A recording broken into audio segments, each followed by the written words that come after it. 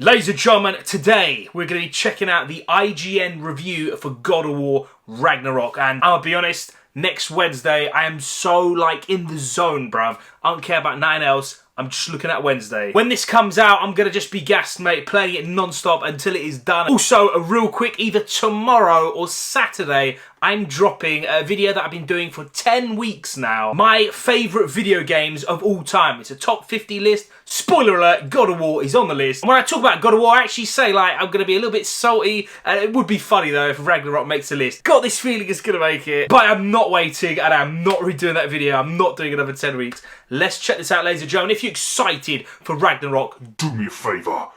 Smash the like button, boy. That was so bad, but I can't lie. I wish I had his voice. And the last two things is, I don't know what they gave it initially. The first game, if I remember right, I think it's a 10. So I'm expecting a 9 or a 10. 9 is the minimum. If it's below 9, I'm going to be in code red sweat mode, mate. But I can see a 9, maybe a 10. I'll be honest, I will really be gassed if it's a 10. Let's check this out. And the last thing, if you're new to the channel about the nerd life, you know what to do, man. Smash that stupid ass sub button. Let's check this out. About time. Ooh. Right, Mjolnir sounds exactly like the MCU. Sick. You think you can come here, become a daddy, get a clean slate? That ain't how it works. You're a destroyer, like me. How do you follow up on one of the greatest video games of all time? Sony That's what I'm Santa saying, Monica finds man. itself in a situation not dissimilar to when Francis Ford Coppola created the sequel to his mob movie masterpiece, Godfather 2. Like part 2 of the Corleone story, God of War Ragnarok puts a fierce, younger member of the family directly under the microscope. In doing so, it manages to reach the heights of its predecessor, God, that looks so good. and in some ways, even tower above it. The writing, performances, and music are each exceptional, bringing this expansive Norse tapestry to life. But even as it holds your heart in one hand with its elegantly told story, it's crunching bones in the other with fantastically ferocious combat. It all binds together to forge a monumental action epic that adds yet another impressive landmark to the video game landscape. I want to hear. We're off to a good start here, ladies and gentlemen. I'm smelling 9, and I can see the 10, mate. Right over there. You already taught me discipline. I need more than that. I need answers. Answers you don't have. Answers only your mother had. Ooh, I'm feeling it, Keeping man. things Damn broad it. and spoiler-free, Kratos' story picks up a few years after the final revelations of 2018's God of War. The apocalyptic Ragnarok is coming, and its events circle around his son Atreus like one of Odin's ravens. Ragnarok wastes no time in stepping into the action, and after a breakneck opening battle, the first step of this new journey is to leave the frozen realm of Midgard behind and find a missing Norse god in the broader and varied universe. It may not be as tightly a told story as 2018's, but Ragnarok has much grander designs. This is a sprawling epic that always keeps things on the move without ever becoming disorientating, gluing me to the edge of my seat as it repeatedly toyed with expectations. It's an ambition regularly met by stunning execution, with a momentum that never slips as you hurtle towards its bombastic ending. This journey took me just over 28 hours, with a fair few side quests completed along the way, but with plenty still left to do afterwards. Prophecy and sacrifice swirl at the story's centre, as it repeatedly prods at the concept of destiny and whether blood runs thicker than the ink that pens it. It doesn't merely offer up surface level readings of these themes. Instead, each character and their motives are given the respect they deserve by delving in deep. It's a truly special and fittingly grand conclusion of Kratos' Norse saga. Mate. Despite being laden with myth and melodrama, there's still plenty of time for welcome pockets of self-aware silliness that almost always elicit a laugh. Whether that be another bizarre dwarven contraption or the simple thrill of Kratos eating a sausage. When not eating dinner, Kratos' thunderous voice actor Christopher Judge frequently engages in smartly realised dialogue with his equally impressive castmates. Make no mistake though, this is firmly Judge's court, and one he frequently dominates. Kratos' traumatic personal history is reflected in everything from his mournful tone of voice to his appearance. Atreus! Listen to me.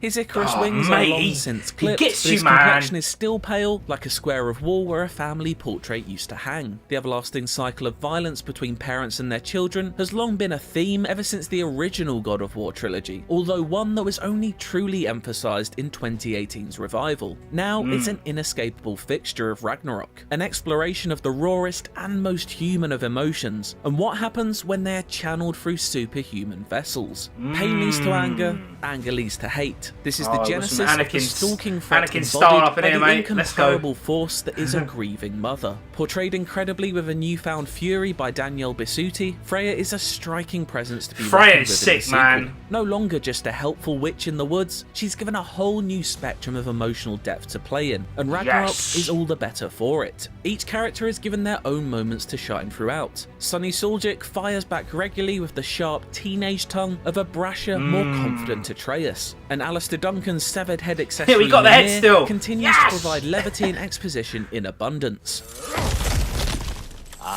Back to smashing through things for fun and profit.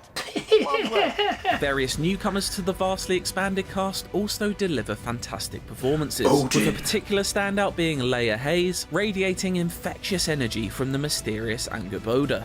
The foul-mouthed Brock and skittish Sindri provide them two are so humor, sick, as well as a lot of genuinely helpful info along the way as they play a much more central role in the story this time around. Also returning is composer Bear McCreary, whose score, like the Dwarven Smith brothers, goes his hammer music, and tongs bruv, from the first moment to the last. There's some truly beautiful music to be heard along the journey, as well as explosions of raw orchestral power during intense fight scenes. Layered writing, impeccable acting, and stunning set design are all crucial aspects in driving God of War's filmic aspirations home, but they're also never let down by the rock-solid technical craftsmanship at work. The one continuous camera shot style of 2018's reboot returns, impressively snaking through the entirety of Ragnarok as if mimicking the world serpent Jormungandr himself. My goodness, what a strapping physique. Capable of an astounding variety of acts of violence, I imagine. A Song of Ice and Fire. You get it? You get God of it? War's combat has always been the flashy attraction that draws a crowd in to be wowed by its story, however, and Ragnarok continues that tradition. Kratos' blades whip around in every direction, delivering a clanking fiery pain to any they're face so they meet. sick. Heavy cleaves of his axe I like the crunch Leviathan into axe enemies, though, man. making them fold like bloodied origami. And yes, that axe still slices through the air, meatily lodging itself into anything unfortunate enough to be in its path, before being recalled to your palm with what remains one of the most satisfying button presses ever. It's got to be in it, like it probably is the best button press of it's any all game unapologetically ever. fast and undeniably glorious, harking back to the brand of frantic action in which the series was originally rooted. But even with that slight shift to old school action, Ragnarok's eyes are still drawn more to the shimmer of Nathan Drake's gold rather than Bayonetta's platinum. Cinematic spectacle takes precedence over the chaotic, bordering on cartoonish action of old. The axe feels largely similar to how you remember, and that's no bad thing with its dynamic mix of heavy attacks and ranged power. But how you wield the blades is noticeably different. There's a greater emphasis on using them to hook enemies and maneuver them around the arena, whether that be dragging them in towards you or juggling them in the air like the hottest of potatoes. They're much closer to how they felt in the original games, a nostalgic moveset with a brilliant modern edge. Both weapons have new tricks to show off too. You can Frost Awaken the axe by holding in the triangle button to power up your next attack, or mash the same button while the blades are equipped to ignite that them. is sick, Even the boy. shield is now more of an offensive tool, and different types can be bought and crafted to fit your Yes! Oh, this playstyle. got everything, mate. Unique abilities, This has special everything, man. cooldown attacks assigned in your inventory also return. And while there isn't the same abundance of choice this time Boy, around, these moves each is are fire, devastatingly fam. effective. Brutal finishes on stunned enemies are another enjoyable throwback to the God of War of old. There's noticeably a good amount of variety in the randomly chosen weapon-specific animations too. Movement is further emphasised by the way you can now grapple up from a distance using the blades and launch across gaps. Yeah, I to heard dive about into this. combat. It's more vertical Taller now. area design literally adds extra layers to battles, allowing you to leap from a ledge to deliver death from above. Combat sequences can feel akin to Doom kill boxes, as you dash and swing around that's a good elevated comparison platforms still. towards your next victim in performances of acrobatic bloodshed, juggling cooldowns, Atreus' arrows, and your rage meter to efficiently and spectacularly destroy everyone anyone sent to stop Ruin you. them, mate. Each fight feels like a real occasion, as you slalom your way through ranged, parryable and unblockable attacks in order to sneak in a hit or two. Enemies can now perform powerful but interruptible attacks, signified by a blue ring above their head, in addition to their regular skills. A double tap of the shield will sort these out, but get your timing wrong and you're in line for some you're considerable doomed. pain. There are plenty of other big additions to combat that I won't divulge so as not to ruin the sensation of discovering them yourself. But rest assured, Ragnarok has myriad more tools in its bag than God of War 2018 ever did, and is all the more enthralling for it. They're bigging this up. I can smell. It also Smell is a 10 exceptional coming. when in full flow, often mesmerising with its top-tier action drenched in rhythmic brutality, and is quite simply the best combat I can remember playing in a game. And that just goes for the regular fights. Boss battles are of both a higher quantity and quality, including one encounter that makes the opening Stranger fight from 2018 look like a playground scuffle. It's not just the story bosses either. I fought that fight in the first game, that first fight, blew my reptilian mind. To fight and more of a challenge than 2018's Trolls ever posed. This bloody it's great crocodile, to see mate. sprinklings of that old school monster mayhem thrown into the mix, which manages to successfully offset some of the more serious stretches of the story. Days. Smart new puzzle ideas are consistently introduced and building complexity throughout as more abilities are added to your arsenal. They're often fun and never in danger of slowing your progress to the detriment of the plot. But even so, Atreus or Mimir can't help but come in with a hint far too early and sometimes rob you of that I suck at satisfying those puzzles, aha mate. moment. It's a very rare annoyance in a world where normally every last word is a joy to listen to. Armor customization has been streamlined, Bro, they resulting got in the everything removal up of in the here, ladies and slotting gentlemen. system for a more straightforward upgrading mechanic. Enchantments are now placed inside a separate amulet rather than spread over various pieces of gear. This division makes seeing what you have equipped easier and means you aren't lost delving into too many menus within menus. This also means you can upgrade a piece of armor and take it with you through your journey if your playstyle happens to perfectly click with a certain set, or you just love how it looks. The same goes for weaponry, which can be upgraded as well as fitted with attachments such as individually named hilts and handles, each with their own perks and bonuses. Who wouldn't want to play with the Stonecutter's knob, after all?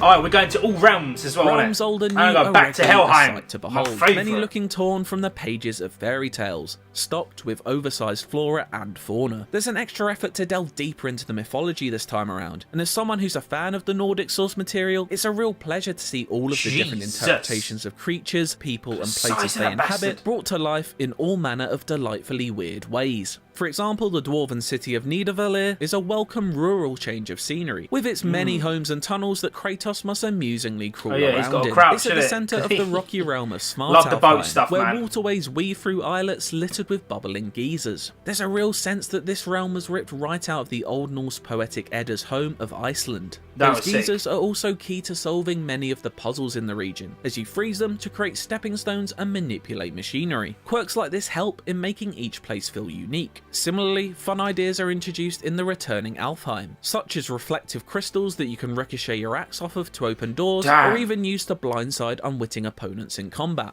It's a further example of not only each realm looking distinct, but also feeling distinct to play in from one another. Every location almost feels like a puzzle box that you're gradually unlocking through a combination of brain and brawn as you make your way through it. These worlds bring with them dangerous new threats. If there are any faults to be found in 2018's revival, then modest enemy variety may well have been one of them. However, there is no such issue in Ragnarok, with its bestiary vastly expanded to accommodate all sizes and shapes of creatures. Familiar foes such as Draugr and elves have made their way across, but this time they're joined by creatures like Grimms, which, you guessed it, are pretty grim, scuttling toad people.